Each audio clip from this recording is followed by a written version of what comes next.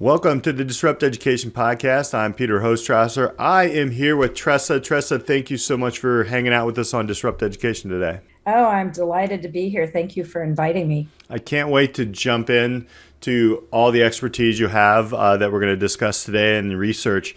But before we get there, tell us a little bit about who you are and what kind of areas you're working in. I am the co-director of the Reinventing America's Schools project at Progressive Policy Institute.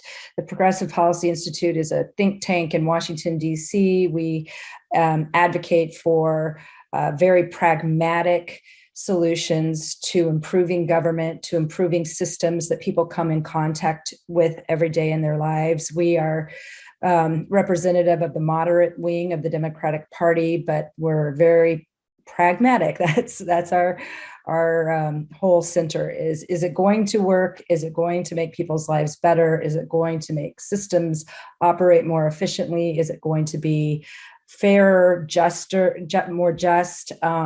So that is the Progressive Policy Institute, and our project, Reinventing America's Schools, was born out of a book written by an extremely brilliant government person, David Osborne, who spent most of his career writing about and researching and looking at ways to improve systems. And at the end of his career, he focused on public education. And so wrote a book called Reinventing America's Schools. And that's why we're called Reinventing America's Schools. And I was honored to work with him and very sad when he retired last year, but very happy for him. So now I am co-leading that project with Curtis Valentine, who you had on previous podcast, and really enjoying every moment of it. Disrupt education right here. I can't wait to jump in. I'm sure you have a lot to share, and I know we're going to have a great discussion, but I always ask the question, what kind of student was Tressa? I think I was a pretty bright student, but I was disadvantaged. I grew up in California, and my parents both were high school graduates who had very blue-collar jobs. We moved a lot. I changed schools a lot. My mom was sick for a while when I was a kid, so we were shipped off to grandparents. And I think I always wanted to be a teacher, but when my mom had little kids that I had to help take care of when I was 14 and 15 and 16, I kind of lost my interest in spending all day cooped up with little kids. But I do want to tell you about one little story. I was not on a college track at all. That was something exotic for rich people. And in my junior year in high school, I was bagging groceries at the local grocery store to earn spending money. And my counselor came through my line and said, "What are you doing here?" And I said, "I work here." And he said, "But why aren't you taking the SAT?" And I said, "What is the SAT?" And he said, "Come to my office on Monday." And if that hadn't happened, I'm not really sure, how it would have gone. But he single-handedly changed the trajectory of my education, and I did go to college, and then much later in life went back and earned a law degree. So that was my education journey. That's pretty amazing. Like one person like that, that gives me hope that can change a trajectory like that. That's awesome. In your studies and in what you have worked with and what you've written and the research that you've done, I'm going to attempt to ask you, can you unpack that? What is that? What are you finding? Because I think there's a lot of conflicting reports out there when it comes to burnout. There's some empirical studies and statistics. I read something just the other day that said the Los Angeles Teachers Pension Fund saw a 26% increase in teacher retirements. And unfortunately, a very high percentage of those teachers were minority teachers. And we know that minority communities have been very, very dramatically hardly hit by this pandemic. And so, yes, it is a real thing. And I'm sure you're seeing it amongst some of your colleagues. But in looking at schools that have more autonomy from the district, I don't have empirical numbers, but I am not hearing about the same level of teachers actually leaving their jobs. They're tired. They've been working hard. They're feeling burned out, like a lot of them. But what I'm hearing also is there's a couple elements to this. One, many of these schools that get to design their own models have a mission. And that mission is very, very focused. We are a data-driven school that uses student-centered mastery models, or we are a dual language school, and it is our goal that every child will leave here bilingual. And when teachers are working in a school that they got to choose, and maybe chose because the mission of that school closely aligns with their vision of themselves as a teacher, or what they as a professional want to leave as their legacy, their mark on the profession, the change they want to see. I think that helps alleviate the burnout because they're teaching with passion that is aligned to a mission. And if the whole school is well aligned to that mission, I think it creates like a team-like atmosphere, and everybody's rowing in the same direction. And what I see is that there's a lot of cross support between different classroom teachers, which I'm sure exists in many, many schools, most schools to some degree. So that's one element. When teachers are able to choose to teach in a school model that ignites them, I don't think they get burned out as quickly. That's what they tell me. Secondly, in autonomous schools, whether it's a charter school or a school that's operating in a partnership with a district, it's usually some kind of contract. So if a district contracts with an organization, a nonprofit, a charter, a university to operate a school or a subset of its schools, those contracts, they contain deliverables. And they're time defined. So there's a date certain where you have to have this many students growing at this level, or this campus has to be rated by the state at this grade level or star level, whatever that state uses. And so there's a real sense of urgency, and they don't have the luxury of just saying, we're remote, it's too tough to have this much time, this much screen time. They are operating from a standpoint of, we don't have a moment to lose to bring these kids along, to improve this campus. And I can tell you some specific places. I went to visit a network of schools in Fort Worth that I wanted to write a report about. And that report is actually going to be coming out next week.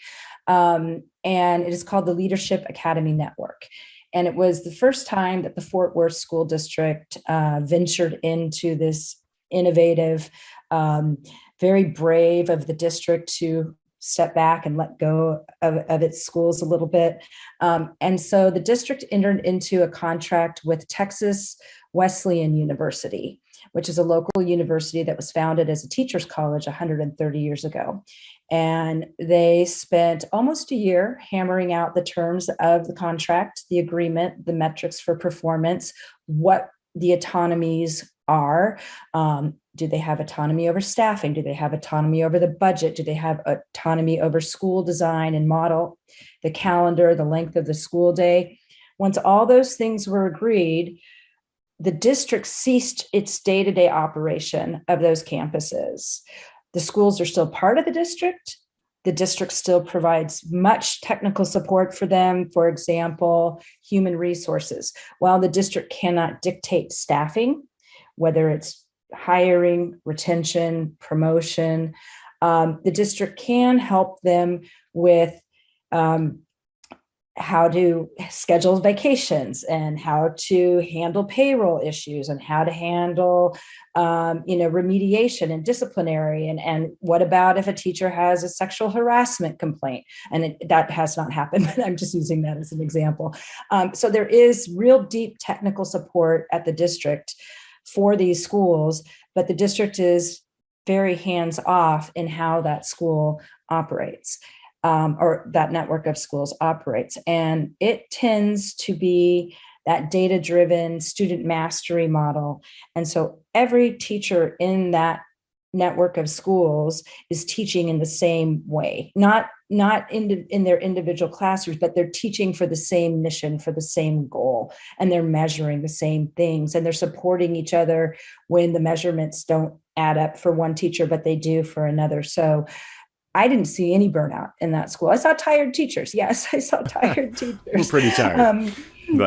But in places like that, a similar experience in the Indianapolis Public Schools, which has an innovation network that has grown dramatically. And I visited in particular with one woman at a language dual immersion school. And she talked about how, because of the pandemic, they had to reshuffle some of their classrooms, and she inherited a classroom that had 0% proficiency in reading and math.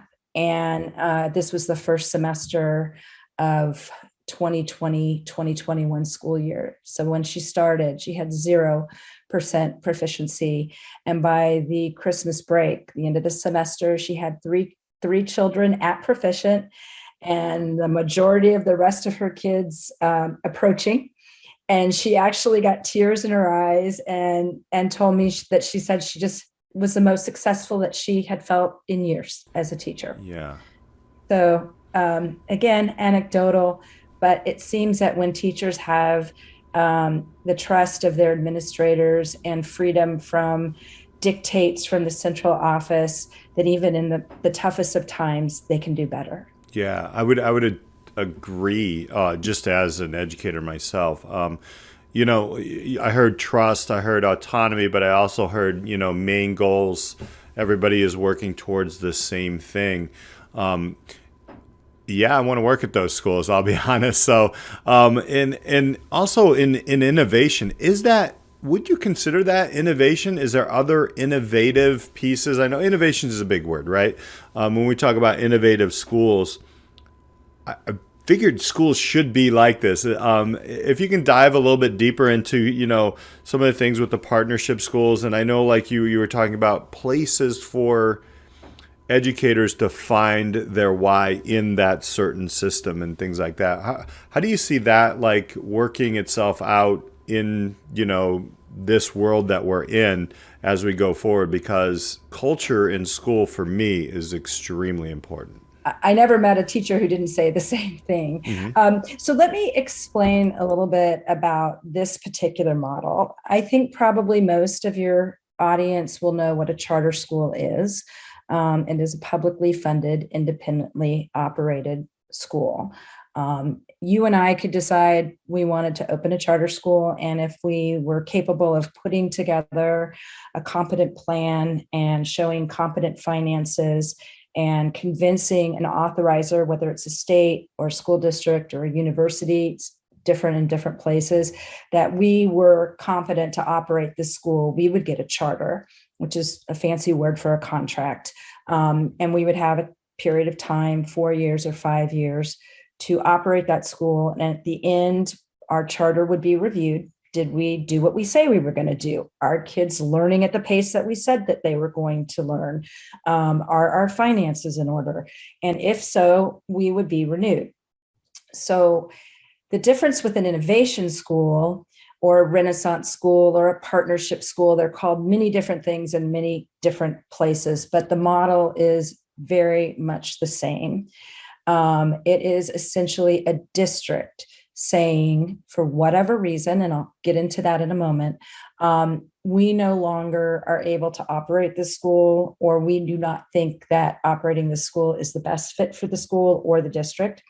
And so it will do a search for a trusted partner, like they did in Fort Worth. Texas Wesleyan had been in the community educating teachers for 120 years or something like that, and then enter into a contract.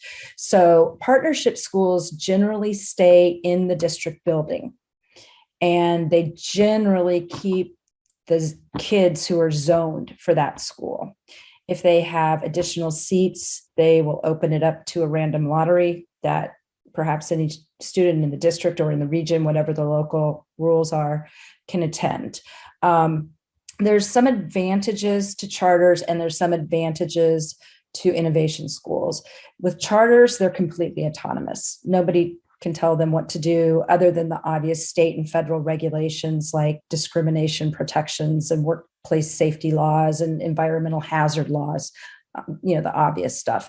But a charter school, an innovation school is still a part of the district. So it allows the district to control capacity a little better. If you and I were to create our charter school and go plop it down right next to a traditional public school, it could create capacity problems, right?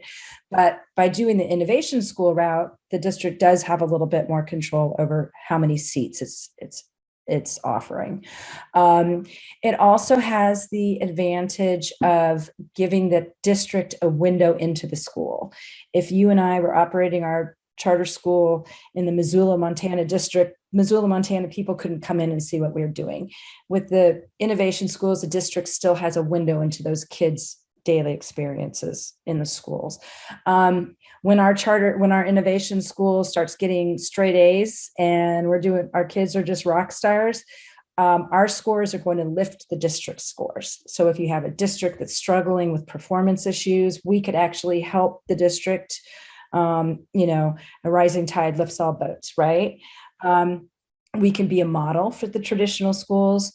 And finally, in many cases, these innovation schools are started when a district has a school that has not been meeting performance standards for a number of years and is potentially threatened with state takeover.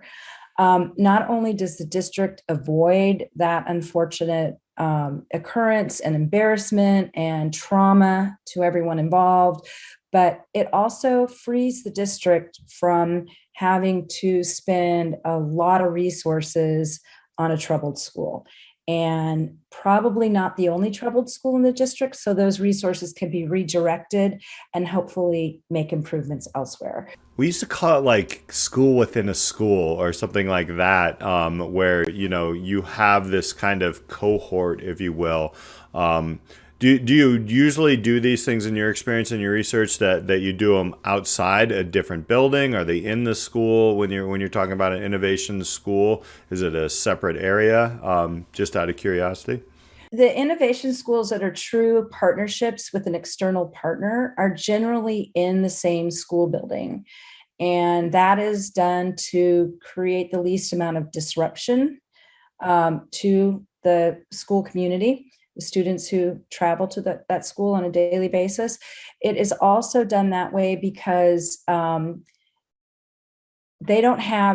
partners don't have taxing authority. They can't go out to bond for a building. So the biggest impediment or challenge that a charter school has is coming up with a facility, right? We have the federal charter school program that Bill Clinton started. It's a fund that helps new and expanding charter schools help get a bricks and mortar building, but it cannot possibly meet the need. It's about $440 million a year. And so there's nothing that you can really rely on. They have to find a way to finance their building. And so in effect, they have to do more with less because a traditional public school is not paying for its building. So by removing that obstacle or that extra expense, it allows more dollars to flow into the classroom, whether it be teachers' aides to accelerate learning or wraparound services, after school programs. The schools I mentioned in Fort Worth, their campuses are open from 6:30 in the morning to 6 o'clock at night. School ends at 4:10. They get an extra hour of schools. The teachers that agree to work in those schools work an extra hour a day. They also put in 3 hours a week of extra professional development, and they come back a week early in the summer for professional development. Now they're compensated for that time, as they should be, but it takes a certain dedication to want to teach in that school. And harking back to the burnout thing, I think when you're that invested in your school's success, again, I think that probably keeps your fires burning, even in troubled times like we've seen. Sustainability is always a question.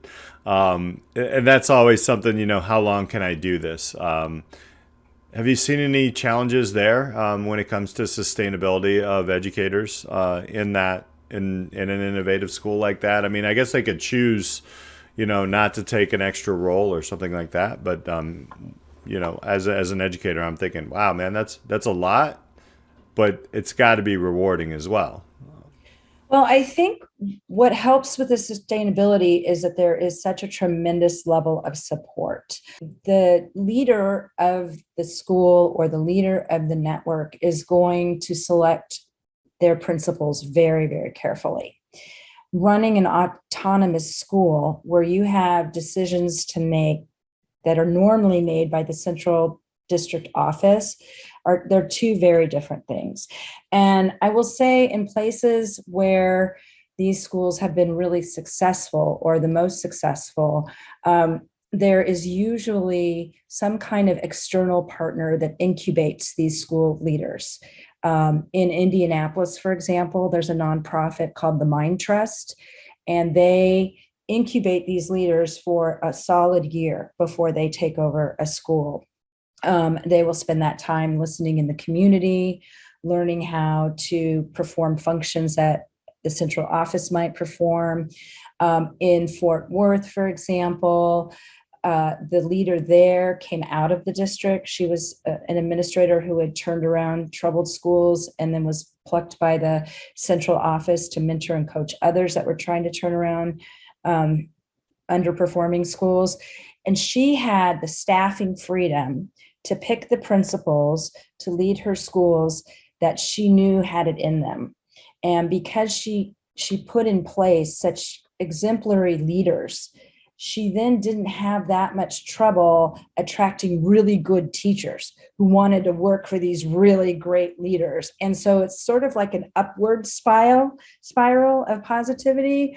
But yeah, I do want to go back to what you had asked me before, which was kind of like coming out of the pandemic and what are we seeing and the trends and what we need to do about it. I think that there have been at least a half a dozen studies that shows that parents want more choice and they want more personalization. I think when they went to remote learning and kids were sitting at kitchen tables and coffee tables with laptop or the device open and parents were kind of seeing what was happening, I think a lot of them realized that the standardization where it's just cookie cutter, one size fits all lesson was not working for their kids, especially when their kids were highly stressed. So I know the Hunt Institute did a report. There's been others that have shown that the number one thing that parents want is more choice, more freedom to choose. If the school is not working for me, I want the right to go somewhere else and to have my child have a public education, a publicly subsidized education. But I also want my child to be in a place where his individual needs are being met. And so that's a lot to ask of a school, right? I think that leads us to, well, you're going to need more external partners to help with that. And there's a lot of talk right now about the community school model, where it's just, the whole wraparound services. And every innovation school or partnership school I have been in has a really strong element of that. Engaging parents, heavy duty parent engagement, meeting the family where it's at, meeting the needs of the kids where it's at. And so I think the partnership school, has a bright future as people become more adverse to the 150-year-old standardized, central, top-down, bureaucratic, slow-moving, cumbersome, rule-bound traditional school. I mean, I think if you think about it, I would ask your audience to think, are my grandkids going to be sitting in a classroom like that? And I think probably the answer is no. And I think the pandemic just accelerated it. So I don't pretend to have the answers, but I do think partnerships are going to become more mainstream than they probably would have been without the pandemic. A holistic version of school, when you're talking community, brings on a challenge. When you have all these entities coming in, right? Yeah, almost. I like the training module that you were talking about, the person in Indiana, like a whole year of just seeing what's happening and going through. That doesn't exist very often in many entities right now, which I hope to see more of. There is push and pull, right? We're talking about everybody has their say of what they want. That to me personally excites me as an educator because I like a challenge. I like to hear different lenses and see if I can be that problem solver for your child in any situation that I'm specifically trained for. But there is that push and pull. Sometimes even the mention of a charter school will set off emotions in people. Unpack that for us. You've obviously had a lot of expertise in seeing how that push and pull works. What are your thoughts on that? If we're really honest about it, it kind of all starts with the teachers' unions. Because when a teacher chooses to teach in a charter school, that most of them, the vast majority of them, are non-union, the teachers' union loses a dues-paying member. And the job of the teachers' union is to collect dues and keep its membership, numbers up. So there is a real fear and a real loathing of charter schools by the teachers' unions. Now, I'm being very careful here to say the unions. I'm not saying by other teachers. There have been polls that show that even other teachers are more than not favorable of charter schools. So for the uninitiated, that's kind of the root of the problem, right? The second would be just fear of change. This is the way we've always done it. We drop our kids off, we pick them up, we look at our zip code, and this is where our kid's supposed to go. We don't have to put a lot of thought into it. So that's kind of the traditionalist side of it, right? Then you have the other end of the spectrum that we've seen really come to the forefront during the pandemic, which is the money should follow the child. Well, the money should follow the child, and the money does follow the child. But we have 22 states, I think it is 22, 23 states that have passed some kind of voucher or education tax credit, which is a type of a voucher. And those parents are now able to take their child and take that money and go to any school they want. I think on paper, that sounds very democratic, very just and fair. But if on one extreme, we have traditional schools that have a hard time getting parents to even engage other than sending their child to the school.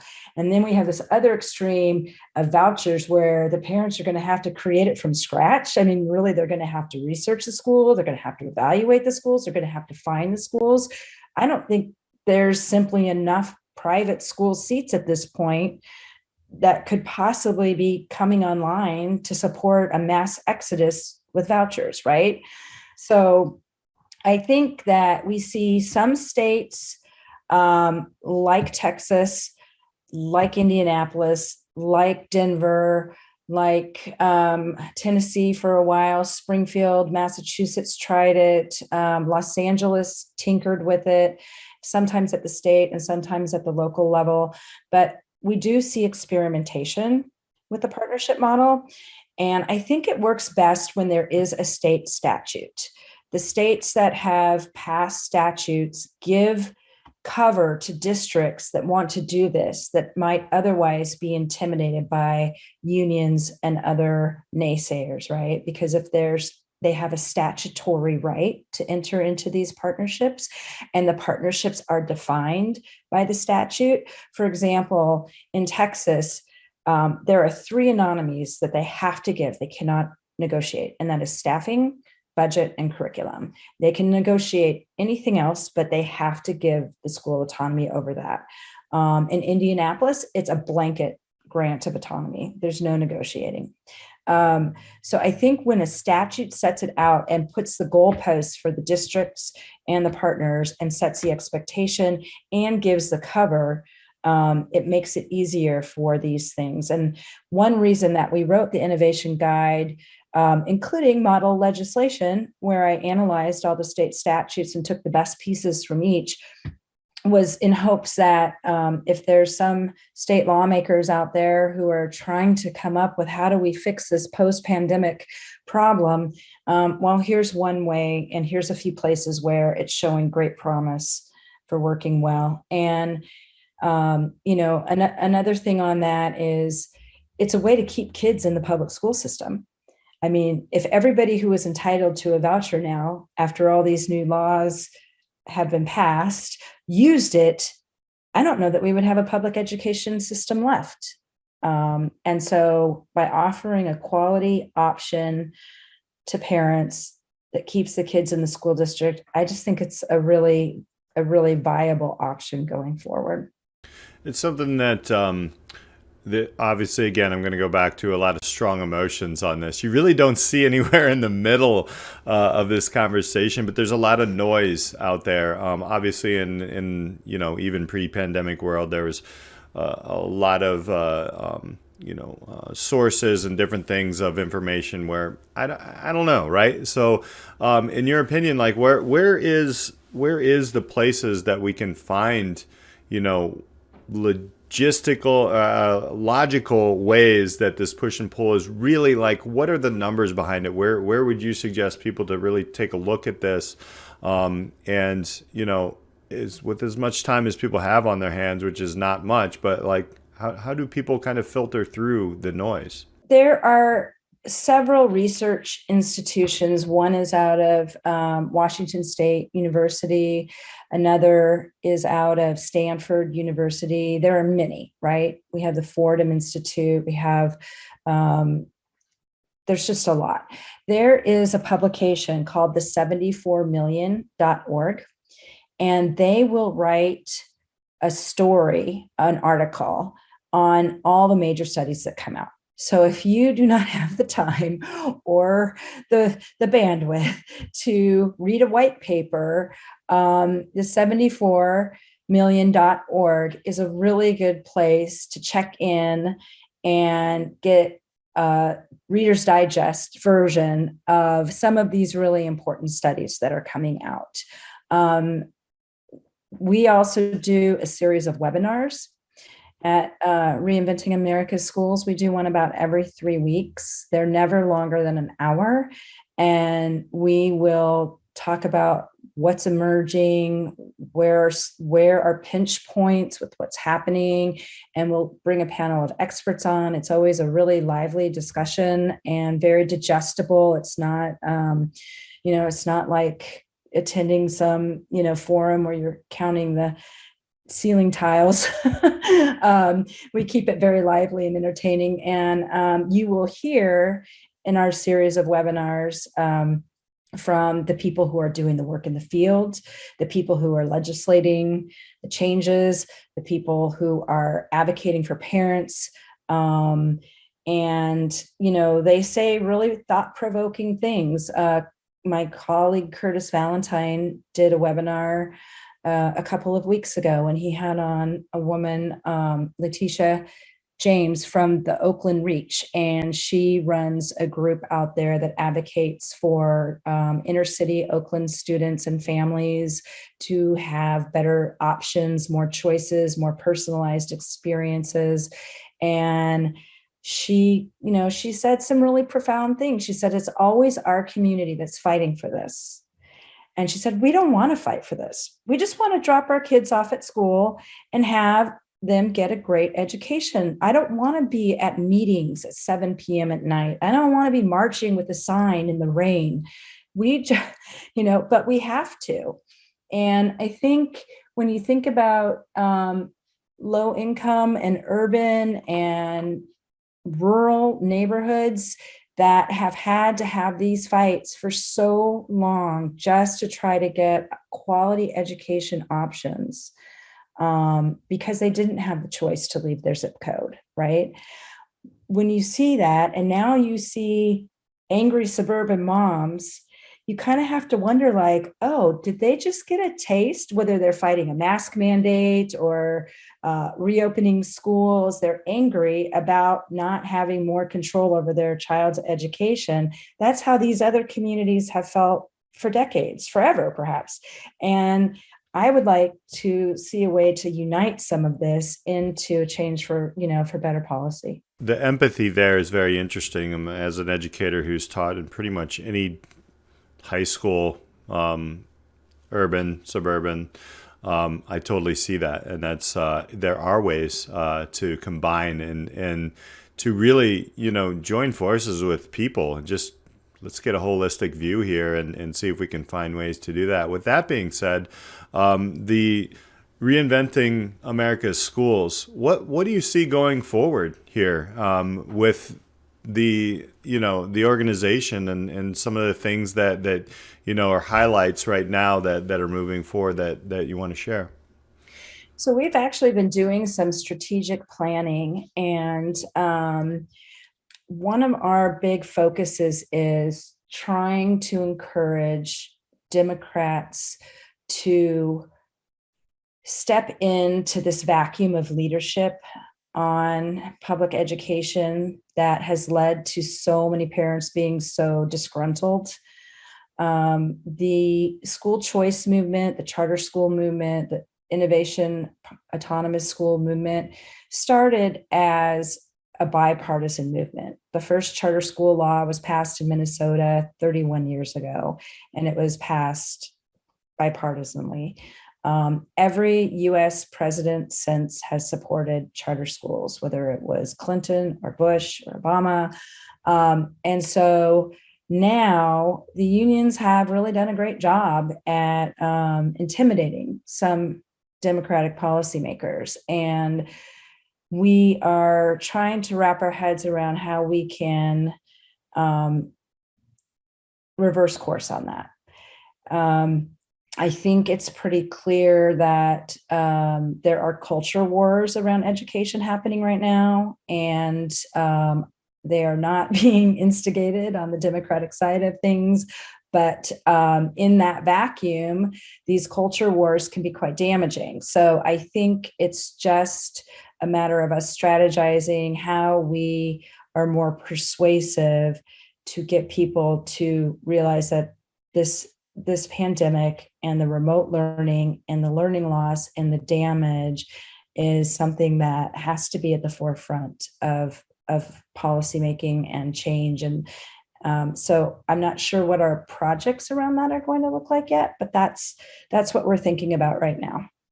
What can people do to become involved with the organization or obviously just learning more in general? Because I think people want to.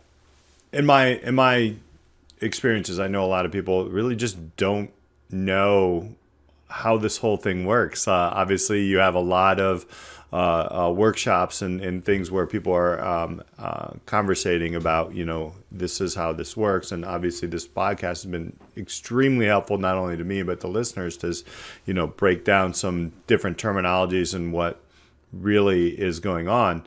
How can people get more involved? Well, I think that what might be helpful for people who are new to this or confused about it or wondering, on our website, we have what we call the Cliff's Notes version of David Osborne's book, Reinventing America's Schools. And he researched that book meticulously.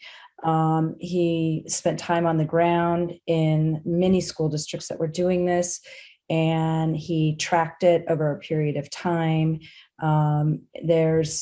It's very readable. There's anecdotes and there's statistics, and he is such a great writer. It's just really, it's common sense. It just makes common sense. And so if people don't want to read a 330 page, I think it is, book, there is on our website a shorthand version of it that you could probably read in a weekend. And I think you'll come away with a much better understanding of the turf wars over this, what the different sides stand to gain and lose, how it has impacted educators, how the turf wars themselves have prompted some really talented educators to throw in the towel, in Denver specifically, and they're ongoing in Denver. So that is on our website. And other than that, I hope people will consider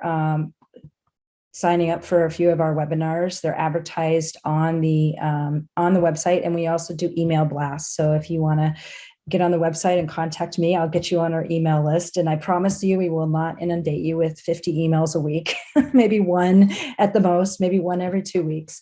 But it's a pretty easy lift to get a bigger picture of this, educate yourself, form your own opinions. Your opinions might not agree with mine, but at least you'll feel like you have a grasp on the debate, because this debate is just going to get more heated. And God forbid we have another variant or something, but it is going to be.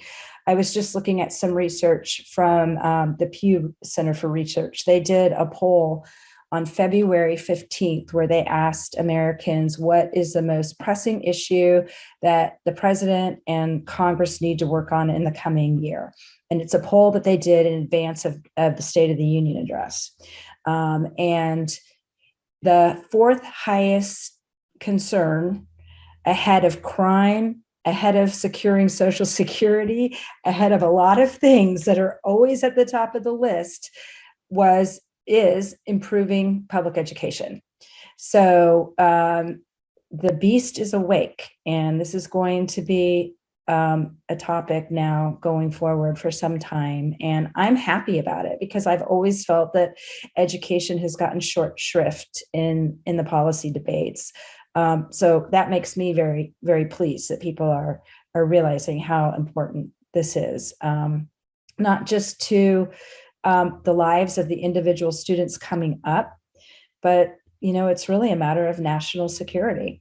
If you think about it. The website again is progressivepolicy.org. And when you go to the website, you'll see a tab at the top that says projects. And if you drop that down, you'll see the Reinventing America's Schools project. And I would also like to encourage people to read the Innovation Guide, which is also a short pamphlet that's on there. And for fun, I did a video with about 6 or 7 teachers from the Innovation Zone schools in Indianapolis, and talked to them about why they chose that school rather than a traditional school. And that's where you'll see Lydia, who I mentioned earlier from the dual language immersion, talking about getting emotional about getting her students approaching proficiency. It's on our YouTube channel, and it's on the website, and it's 6 minutes, I think 6 minutes and 20 seconds of your time. It'll put a smile on your face. It'll make you feel inspired. So I hope people will take a watch at that too. You've definitely shared some inspiring stories. There's obviously deep research here that is still evolving. There's hope. And I really appreciate you sharing your story here, Tressa. And thank you for being a great guest on Disrupt Education. It was an honor to be here, and I hope your audience was not only informed, but entertained. Awesome. Well, thank you all also for listening. Don't forget to hit that subscribe button, send me a message. We'll talk to you next time on Disrupt Education.